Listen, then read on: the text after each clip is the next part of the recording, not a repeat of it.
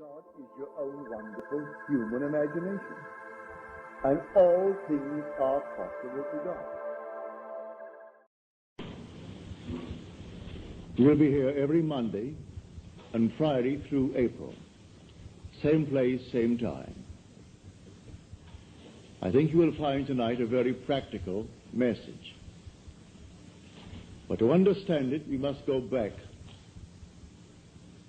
and see if we really believe the same thing.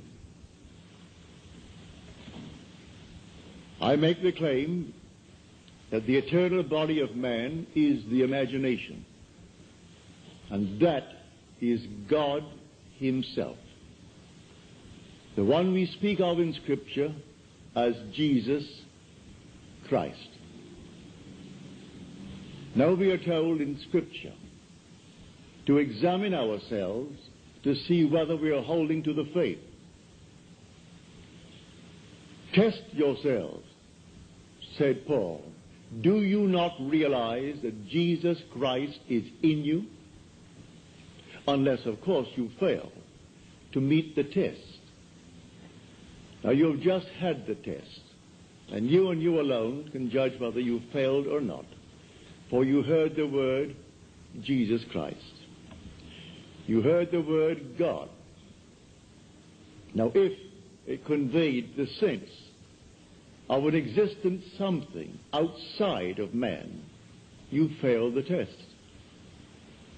If when you hear the word God, or the word Jesus, or the word Christ, the word Lord, and the mind jumps to something outside of you, outside of man, you failed the test.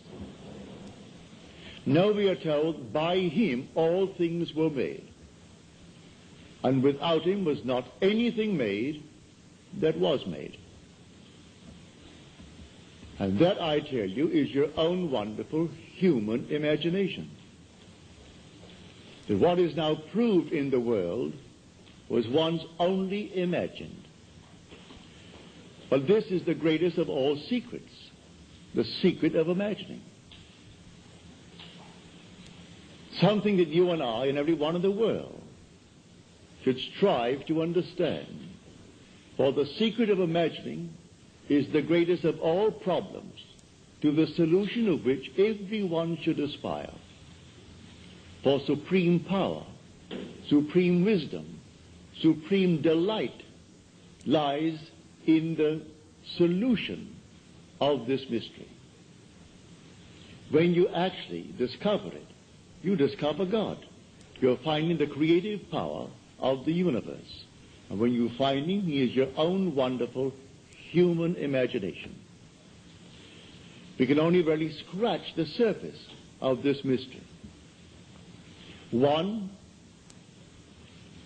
imagination, it seems, will do little for our wish until we have imagined the wish fulfilled.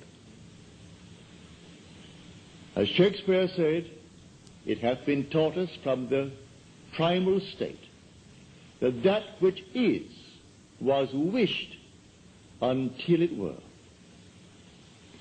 So you and I want something, and we define our objective, how to realize it. If this power is within us, then we are the operant power. We do not seek anyone on the outside. It's simply within us. Well, how do I operate it? If I could put it in this simple little frame, the subjective appropriation of the objective hope is the way to success. It's imagining as if it were true. What would the feeling be like if it were true? So I start from the feeling of the wish fulfilled. I must begin by feeling that I have already arrived. I have already achieved my goal. And catch the mood that would be mine if it were true. And then wear that mood. If I wear that mood as if it were true, I'll realize it in my world. A friend of mine who was here tonight, she thought that she had failed this past November in her visit to Pittsburgh. Friends of hers that she knew well, and they were a little bit down because of the seeming recession. One friend had worked for 27 years at Jones and Loughlin, one of the great big steel firms of our country. In the months of September and October, they let out 4,000 workers.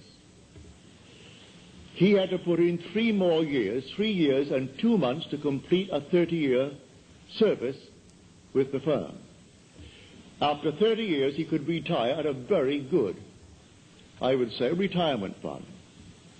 But he also had 6 more years to go for his Social Security. And they let out 4,000.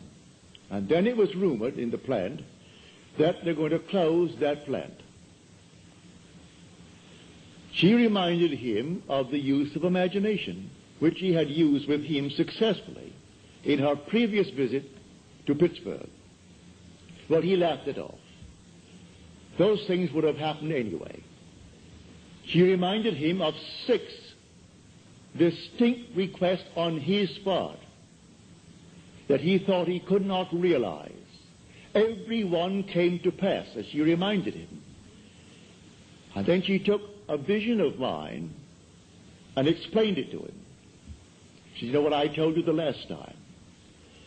That Neville had a vision. Well, the Bible tells us that the depths of our own being speaks to us through the medium of dreams and vision. So here in this dream of mine, call it a dream if you will, it was just as real as this, I was taken in spirit into an enormous mansion.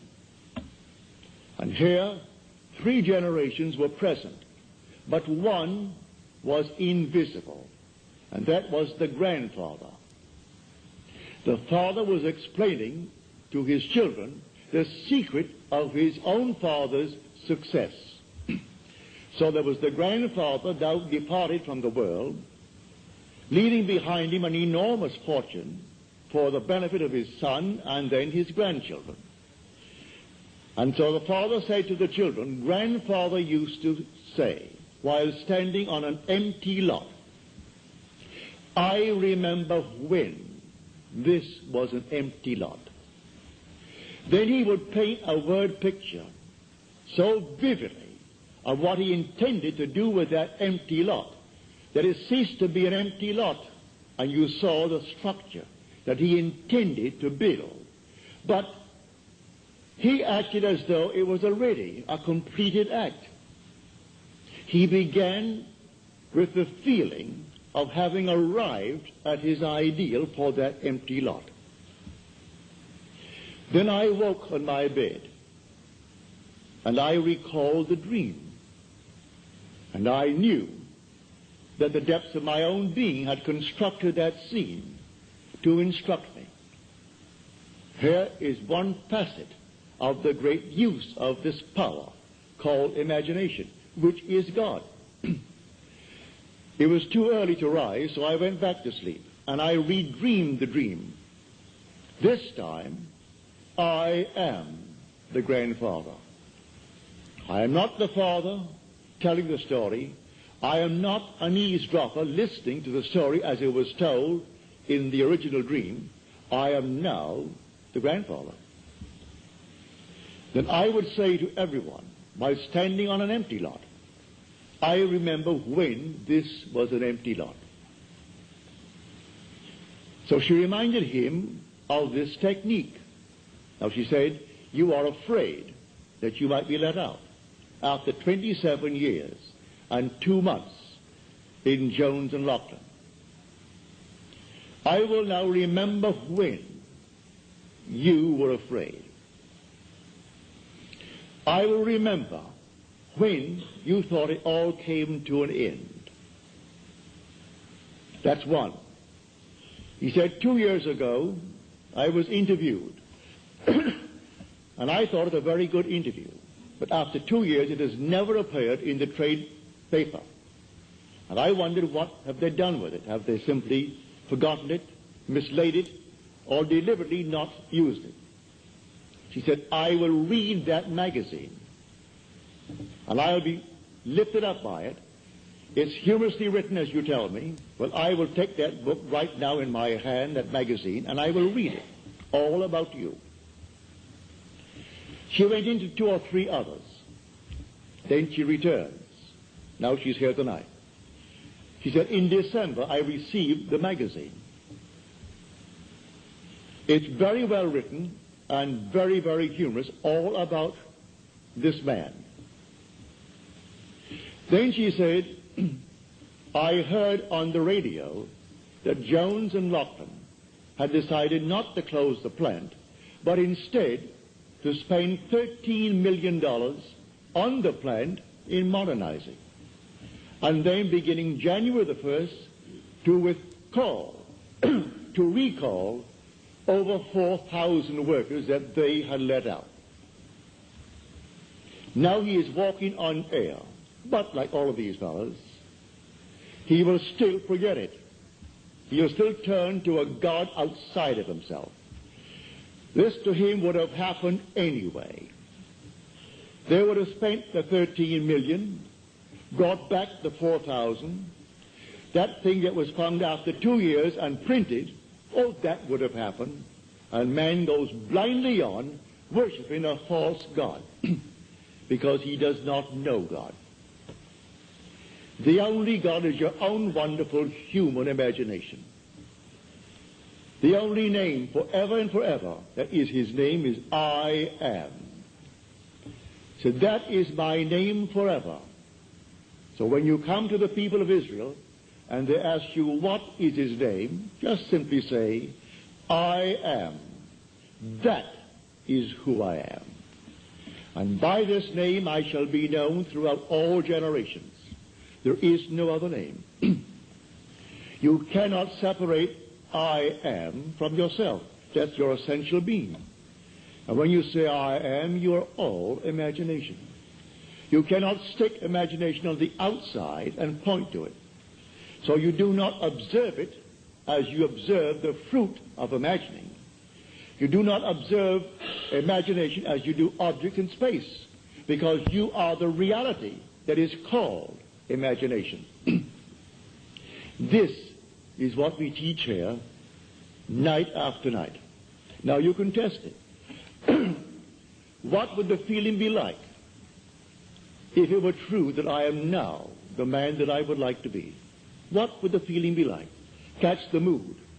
For the mood determines the fortunes of people rather than the fortunes determine the mood. Man puts it just the opposite. If I had $1 million, he said, oh, I would feel so good. Now, feel as you would if you had it. Catch the mood, and the mood will create that objective hope, if that is your hope. What would the feeling be like if you are now the person you want to be? Well, catch that mood. And wear that mood as you would a suit of clothes. And that mood will actually create an objective state that reflects that mood. That's what she did. She put herself into a mood, actually feeling that she was reading a story of her friend. And here it came. It's a complete spread, 2 full pages, all about this man. And then a little news bulletin on the radio, and then confirmation from him, and a telephone call from his wife, confirming the news bulletin, that they're all back on their job, and here now, as he said, for years, after 27 years, I walked through that plant, and I thought I'd go crazy. I wanted to climb the wall because of the noise. When I heard the hammers, and the bellows, and the furnaces, and all these thousands of workmen, that constant din, I wanted to climb the wall. Now, after 4,000 were let out, my footsteps echoes through the entire area. I would like to run and scream, running towards my office. What he does in the plant, I do not know. But if he goes towards his office, undoubtedly he has an executive position in that place, and is not working at the furnaces. But he said, you can't imagine when 4,000 were let out, how empty the place was, and everything simply echoed, and my footsteps seemed like some thunderous thing as I walked through that plant towards my office. And many a moment I wanted to simply jump up and start running. It seemed so empty. She said, all right, that's something. I will remember when. And she applied that technique. When your footsteps scared you and you wanted to run towards the office. Now it's the clacker all over again. So I tell you, I know from my own experience that these moods, you catch a mood, I could tell from the mood that possessed me through the day that I would meet a certain character. And I met that character. It may be someone I knew or some total stranger, but I could tell from the very mood that possessed me that I'm drawing into my world an affinity with that mood. You can catch a mood and create the world that is in harmony with the mood. Anyone can do it. In fact, you're doing it morning, noon, and night anyway. So when you turn to some external God, you're turning to a false God. There is no external God. Examine yourselves, said Paul, to see whether you are holding to your faith. Test yourselves. Do you not realize that Jesus Christ is in you? Unless, indeed, you fail to meet the test. You've just had the test. So if you think of some being on the outside, when I use the word Jesus Christ, you have the wrong Jesus Christ. For we are told by him all things were made. And without him was not anything made that is made. Look into the room. All this was once only imagined. The suits you wear, the dresses you wear, the hats you wear. Everything here, the building, was once only conceived in the human imagination and then executed. And if all things were made by him, well, then I must come down to find out who he is. Well, I can't go beyond my own imagination. I know exactly what I imagined. I see the results. So I go back. All things made by him, yes, good, bad, and indifferent. He waits on me just as quickly and just as indifferently when the will in me is evil as when it is good. Is that in Scripture? You'll find it in Scripture. Read it in the book of Deuteronomy. I kill. I make alive. I wound. I heal. And none can deliver out of my hands. I am the Lord. Read it. Read that in the 32nd chapter of the book of Deuteronomy. There is no other God. I am the Lord your God, and besides me there is no other God. I am is that God. As we are told in the 46th Psalm, be still and know that I am God.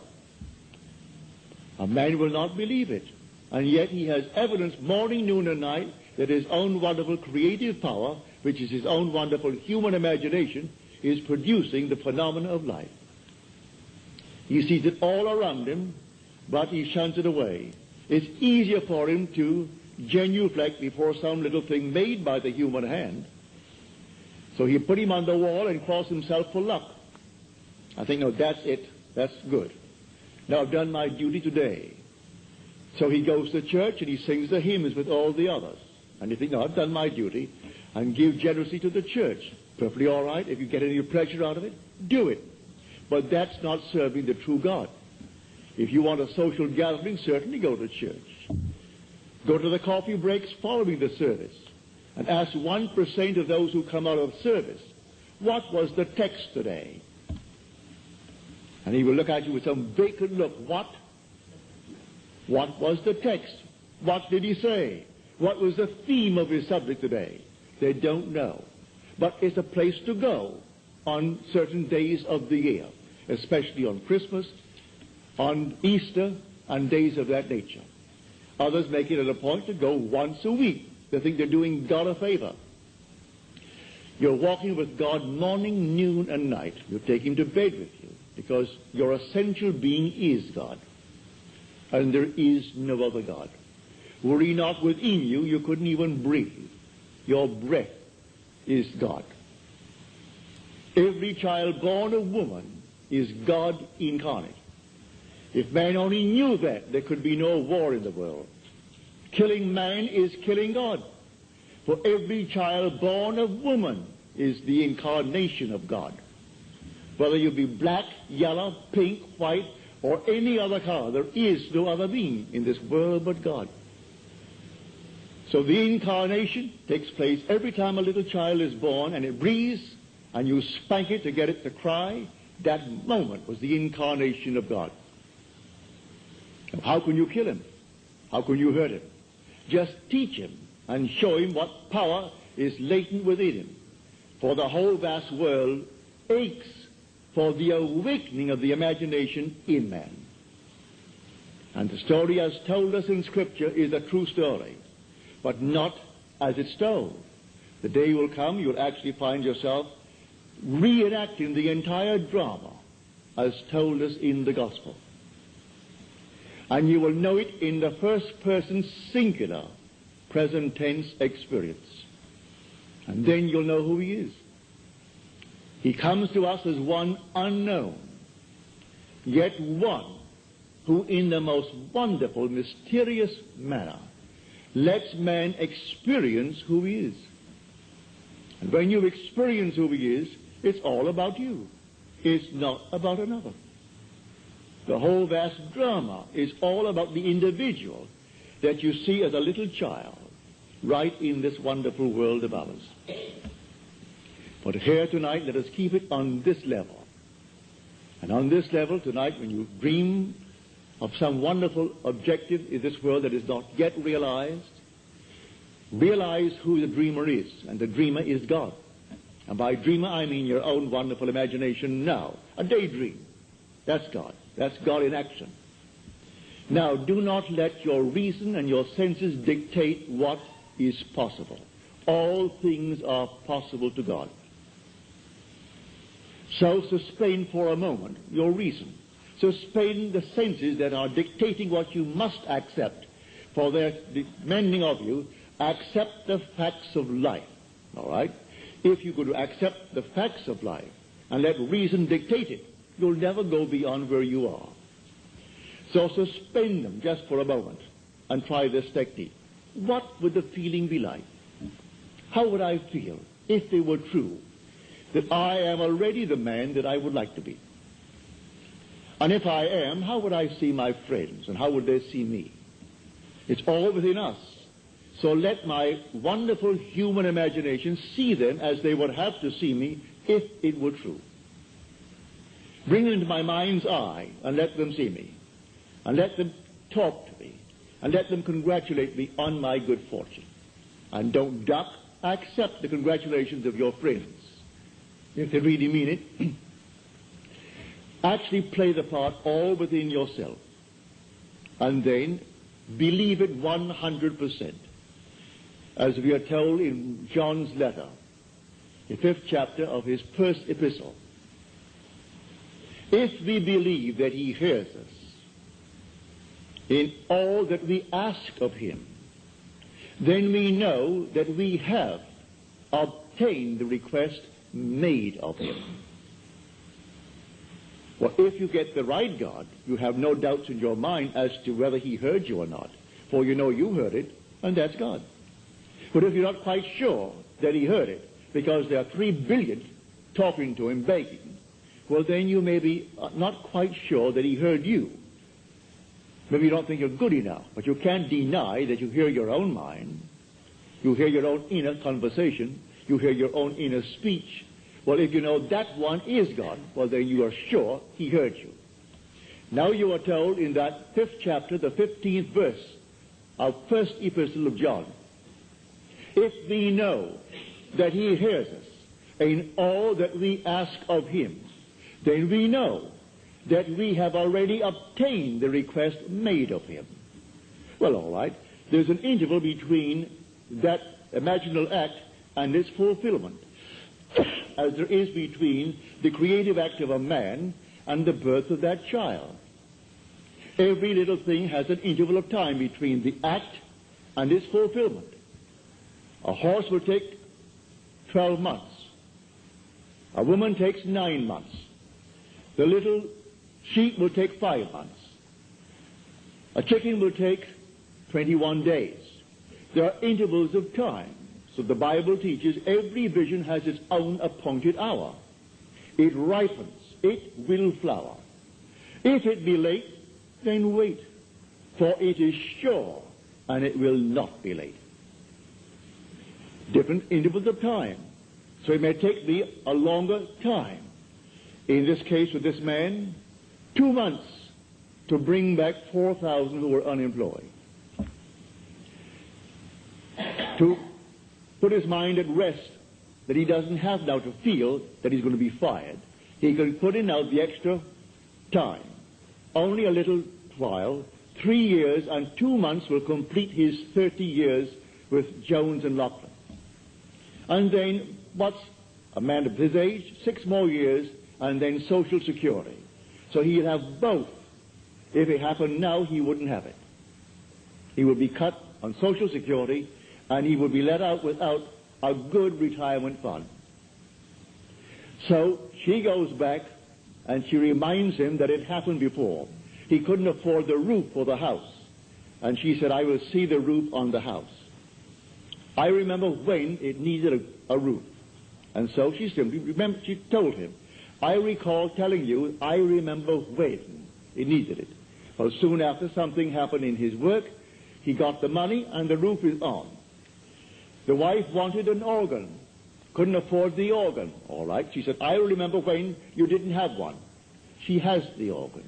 And she took one after the other. Of all these things, he's still, with all the evidence in the world, he is still working on some outside God. He thinks he's doing the wrong thing. He feels that if perchance that man is simply a devil incarnate, and he's taken me from my real God, which means something external to himself that he fashions out of his own mind and fashions with his hand, because all these little nonsenses that we buy and stick them up as holy objects. First of all, no artist really ever designed them.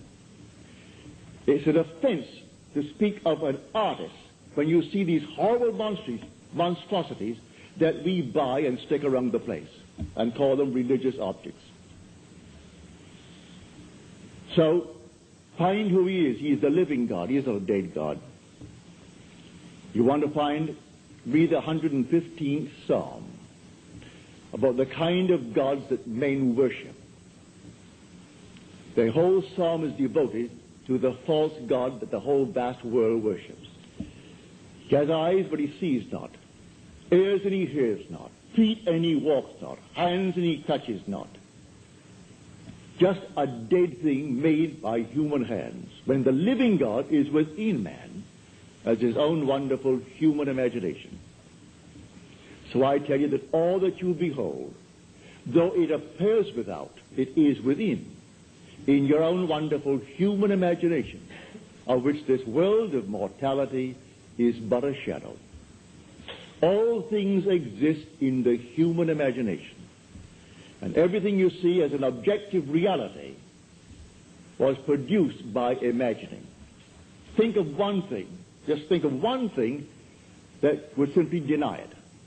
You can't think of one thing. So you go to the moon. You first had to imagine it. Had to imagine everything concerning the machine that took you to the moon. Everything in the world first has to be imagined and then executed. All right. The intelligence to do it will come, but you take the blueprint first and conceive it and dwell in it as though it were true. And no power on earth can stop it from becoming so. Your visions will clarify itself. At night, it's a different kind of a night. Your days are different. You see people differently. You can't walk by any man and not see him God incarnate. You can't do it. Even if he has the most horrible background. And he said simply, well, a murderer. And it's proven that he is. You still see God incarnate. But so sound asleep, the poor thing doesn't know. If you can only just get to it and show him that he really is God incarnate.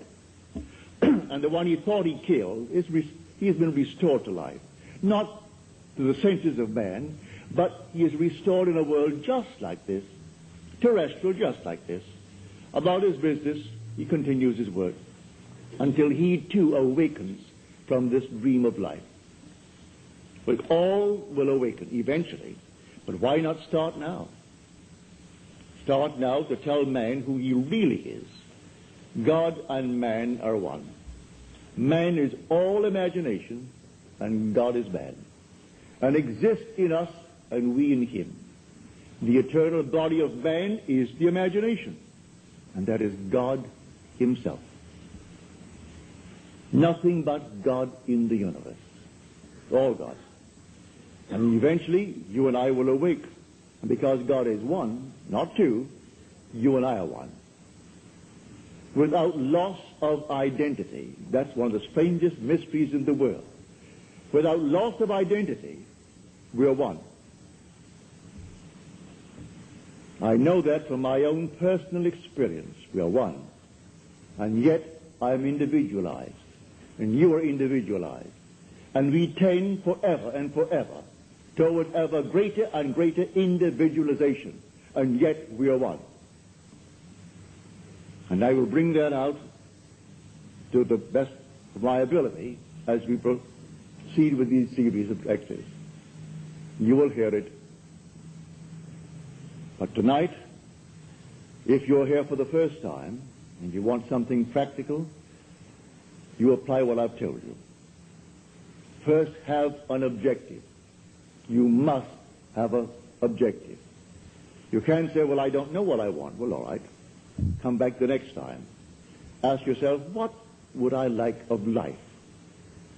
Don't be ashamed to name it. What would I like of life? Well, then, try to get some objective. Now, prayer, as far as I'm concerned, is nothing more than the subjective appropriation of the objective hope. That is the way to success. I appropriate it subjectively. How do I appropriate a state subjectively? Well, suppose now, this very moment, I wanted a ball, an ordinary baseball. But there isn't a baseball in the room, all right? But I want one. I would actually assume that I am holding a baseball in my hand until I can feel it. You think you can't feel it? Well, now try it. Try to feel what it would be like if you held a baseball. Now, to prove that you have held it, see what it feels like, the difference now, a tennis ball. See any difference? All right, a golf ball. See any difference? A piece of silk. You feel any difference? If you can distinguish between these many objects, though they are subjective, then there must exist somewhere. If you can actually separate them in your mind's eye and distinguish between these objects, I can begin to feel, begin to sense, begin to smell a rose. Well, a rose doesn't smell or doesn't actually have the odor of another flower. I can detect the rose. Now a lily, an Easter lily. I can detect that. Well, what does it do? Well, I'm going to get them. Someone will think of Neville and send him a flower. And it's going to be the flower that I'm going to actually feel and touch and smell. It works that way. Money has an odor. It's unlike any odor in the world. It's more fragrant to the miser than the most marvelous perfume in the world. He can tell it. You put a money bag to his face, and it's like putting roses to mine. He loves it. He can smell money. He can feel it. Money has a distinct feel about it. Put a $20 bill in your hand and ask you to feel it, and then put another piece of paper in your hand, and you can tell the difference. There's a difference. It is an odor to it. All this is part of the inner man, that all things are possible to him. Try it. Before you condemn it, try it. And if you have the evidence to support my claim, well, then it doesn't matter what the world will tell you. If he laughs at you, so what? So they laughed at everyone who had an idea that seemed a little bit off-center. Always laughed at him. They laughed at the idea of going to the moon. Well, now it's an accomplished fact. There are still those who won't believe it happened, because they don't want to believe that it ever happened. There are those who said you couldn't go down and actually live underwater. Now we have a submarine. There are still those who won't believe it. You can present them with all the facts in the world, and they won't believe it. So I tell you, you try it first. And if it proves itself in performance, it doesn't really matter what the whole vast world thinks. Go about your Father's business, which is yourself, and then live a full and wonderful life in this world of Caesar. And the day will come you will actually depart this world. I mean this age. Because those who are departing it now, unless they are awakened, they still find themselves in a world just like this. But those who have awakened, who have experienced the second birth, the birth from above, find themselves in an entirely different age, where they're all imagination. And they are perfect. And wherever they go, everything is perfect. They don't have to raise a finger to make anything perfect, because they're perfect. All things must conform to them, for they're perfect. That's heaven. So heaven is not an area, it's not a realm, it's a body. And when that body is awakened within you, which is the wonderful human imagination completely awake, then wherever you go clothed in that body that is completely awake, everything is perfect. If you found yourself in a forest of dead trees that all burst into foliage, in the desert it would all bloom like the rose, because you are there. No blind man, deaf man, no handicapped man could stand in your presence. He would be instantly transformed into a perfect man because you are perfect. That's heaven. It's harmony. So it's not a place where you're going to go, pearly streets and all that nonsense. No. It's just simply you in a world that is perfect because you are perfect. And the day will come you will awaken that body where it's in you now. That body is in you, but it's sound asleep. And one day you will experience the resurrection. And you'll know the mystery of the resurrection. When you rise, and you rise within yourself. For the grave in which Christ is buried, which the Lord is buried, is your own skull. That's where he is buried. And in that tomb where he is buried, one day he will awake, and he will come out of that tomb. And it's you who comes out of the tomb, and you'll know who you are. He is buried in every child in the world, this universal being, and yet one. Billions of us, and yet only one Lord. And that one Lord, in his fullness, is buried in you, individually. And when you awaken, you are he. So tonight, take a go. Make it a lovely go, either for yourself or for another. For any time that you exercise your imagination lovingly on behalf of another, you're mediating God to that other. So, bring a friend before your mind's eye. Represent him to yourself as the man or the woman that you would like them to be. And don't tell them, ask for no praise, just assume that they're talking to you and telling you the most marvelous news about themselves. And you congratulate them on that good news. And go your own way. Believe in the reality of that imaginal act. It may happen tomorrow. It may happen the day after, or a week later, or a month later. It has its own appointed hour, and it is ripening, and it's going to flower. So don't be concerned. Leave it alone. And it will come to pass. So this is what I mean by feeling is the secret. I catch the mood, the feeling that would be mine if I were what I want to be. I don't have to touch something. I can if I want to. But it's the mood I'm speaking of. What would the feeling be like if she were well? If she were this? And then you catch it, just as though it is true. You always go to the end, and the end is where you begin. We're always imagining ahead of our evidence. So go to the end and feel the end. And then dwell in that end, even though reason denies it and your senses deny it. You turn your back upon the doubters. That is your senses and what reason dictates. That's the hell or the devil or Satan in the world. That's the doubter. So you turn your back upon it. And then you walk as though things were as you want them to be. And living in that assumption, it slowly hardens into fact. Even though at the moment of the assumption it was denied by reason, an assumption, though false, if persisted in, will harden into fact. So you learn to assume and learn to persist in the assumption, and it will come to pass. Now let us go into the silence, after which we'll have questions.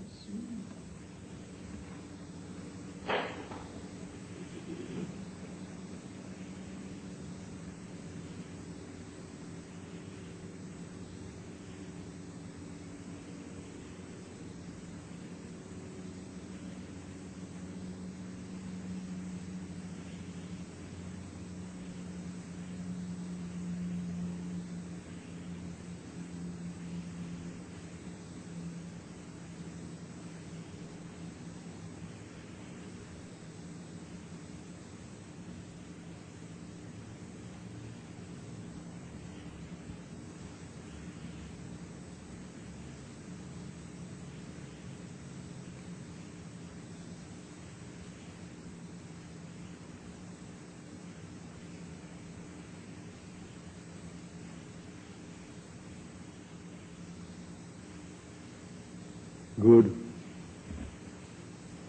Well, I hope you call a good mood. It'll work. Now, are there any questions, please?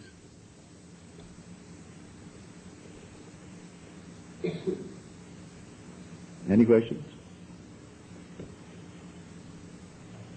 Yes, sir.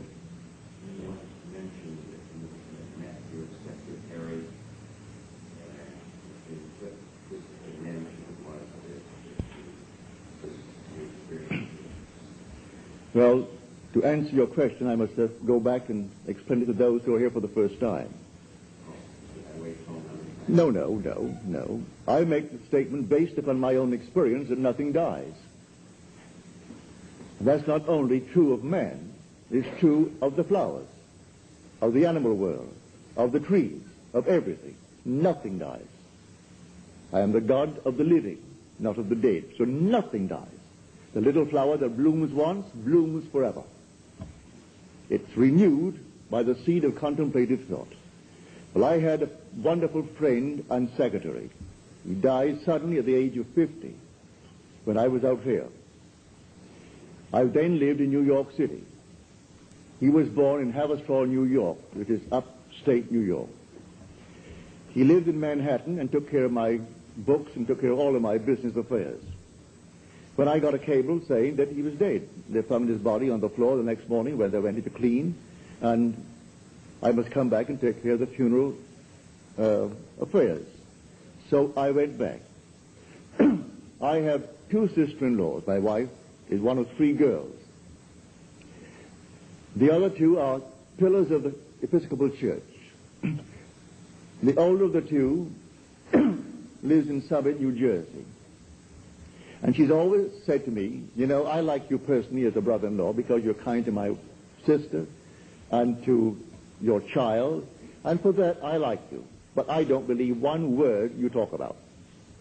That's not my God. I said, all right. She said, I don't believe in immortality. Don't believe in survival. I said, you call yourself a Christian? She said, what has that to do with it? I said, did you realize that the Christian foundation is the fatherhood of God, the brotherhood of man, and life everlasting? You run out one of these and it's going to collapse? No, she didn't say a word. She said, still don't believe what you teach. Certainly all right. Well, he died in August. I went back and took care of the funeral. In the next year, I presume around January or February, I found myself consciously in that world where Jack is. I do it time and time again. This does not restrain me. I can put it on a bed and find myself in another world. It isn't out there, it's right here. They're penetrating each other and yet not interfering with each other. And here is Jack. And here is my sister-in-law, Al. I call her Al. Her name is Alice. And she said to me, I still don't believe what you teach, you know. I said, how can you say that when you see Jack? She said, what has Jack to do with it? I said, don't you know that Jack died? Jack then spoke to me, who's dead? I said, you aren't dead, Jack, but you died. I went to your funeral. I paid for it. I got you a good Catholic funeral, Jack. Because your sister insisted that you must be given a nice Catholic funeral. I didn't cremate you. I put you in holy ground, Jack. I got a priest, and the priest did all the little things he has to do, so you're very well planted. He looked at me as the most, well, I mean...